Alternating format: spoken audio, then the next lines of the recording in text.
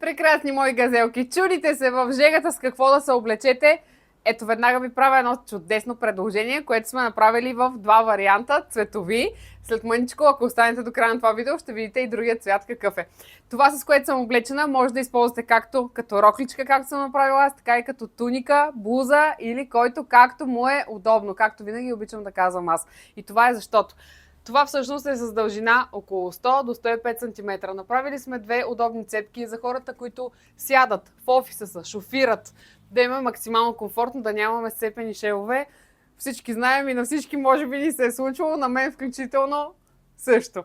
Така че, момичета, това е модел, който може да носите. Аз съм сложила едно клинче против протриване на бедра, в което няма дантела, което автоматично го прави небело.